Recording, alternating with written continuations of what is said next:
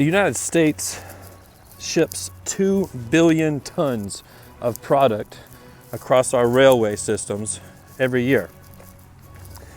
And railways are a fast and efficient way of moving supplies and products and even people. And in the 1930s, Adolf Hitler and the Nazis understood that.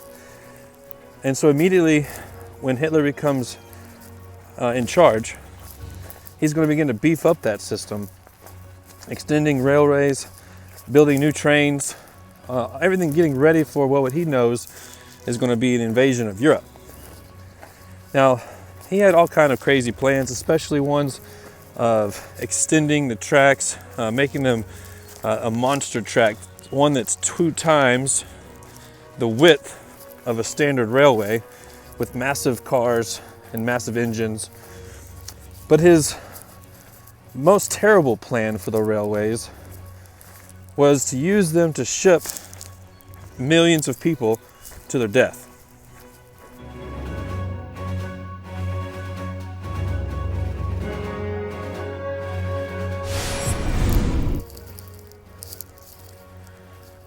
We all know that the Nazis and Adolf Hitler pushed anti-Semitism into the German community, blaming them for the loss of World War I and for the depression and the hard times that they were in, creating them to be the scapegoat of the German people. And Hitler began his move on the Jewish people with an idea of segregation, moving them into different corners of each city, creating what we call ghettos. And it goes without saying that life in the ghetto was extremely rough, because the objective of that was to starve them out, cut off supplies and food, forcing them to either leave or die.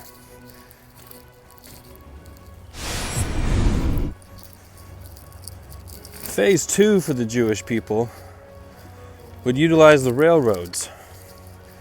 As Hitler begins to expand his Lebensraum, his living room, into Austria and Czechoslovakia, and his upcoming invasion of Poland, more and more men are sent into the military. And so the need for labor dramatically increases. And so the trains are going to be used to take this labor to these newly formed concentration camps, these work camps. Now, to do this, they couldn't just tell everybody that, hey, we're going to take you to the camp and work you to death. So they told the Jewish people that this was relocation, that they were moving them east to get them out of the ghettos into a safer location. Now, at least in the early parts of this time, we understand that most of them believed it. If you look at pictures and videos of the Jewish people lining up on the rail stations, they're not in uniforms, they're in travel clothes. They've got luggage with them, their personal belongings. And if you read some first-hand accounts of this time, we know that obviously at some point they begin to realize that there's something wrong. And that's usually when they began being forced and tightly packed into these box cars, these cattle cars. And they said, one of them said that when the Germans locked the cattle car from the outside, they knew this wasn't right. Now, inside these box cars, these cattle cars, there were no amenities, there was no windows, it was literally just a box. But in that box, typically there was one basket that was supposed to be used for everybody's waste. Now, obviously, if over 100 people are packed into here, and you're going to be on a several-day journey, one basket is not going to be enough. So what happens, one of the horrors that happens inside these boxcars was that the human excrement would be all over the floor. And to the point of even some dying inside these boxcars. And the tales are absolutely horrible into these journeys they have. Some of them talking about how they would use dead bodies as basically benches to sit on because they hadn't been able to sit down in so long. The railways were extended to move to these concentration camps, these forced labor camps that were going to be here, different locations, farms or mines or factories. And so they would get off the train, get off the track, and then be divided into those that could work and those that couldn't work. And it's here where their story takes even darker turn. Now, as Hitler's blitzkrieg begins to take over Europe, the amount of Jews that were being gathered up exceeded the number that could go to the work camps. And so what began to happen next was death squads. SS soldiers would take the Jews and gypsies and have them dig their own grave and then shoot them.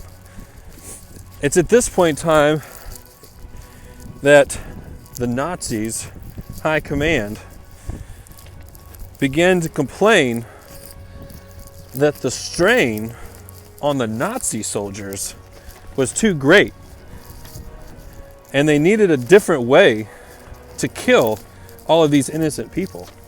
And so what begins to happen at this point in time is that some of these soldiers begin to experiment with different ways of killing people, using carbon monoxide, even some pesticides. And eventually they settle on Hitler's final solution, which was going to be using gas from World War I into gas chambers. This required new camps or additions to camps. And these were going to be known as the death camps. The sole purpose of these camps was extermination, genocide. And so you have some, like at Auschwitz, that was built just outside, known as Auschwitz-Birkenau, where the lines, the trailway lines, were extended and literally stopped at the gas chambers. So that as these Jews would come in, they would be taken off the railway cars and walked basically straight into the gas chambers. And in Auschwitz-Birkenau, they're murdering 4,500 people every day in these gas chambers.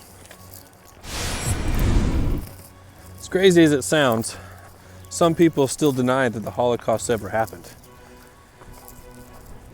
You would think that the numerous first-hand accounts and survivors that we have would be enough to convince everyone. But sometimes people argue that there's lack of records, German records, of these camps.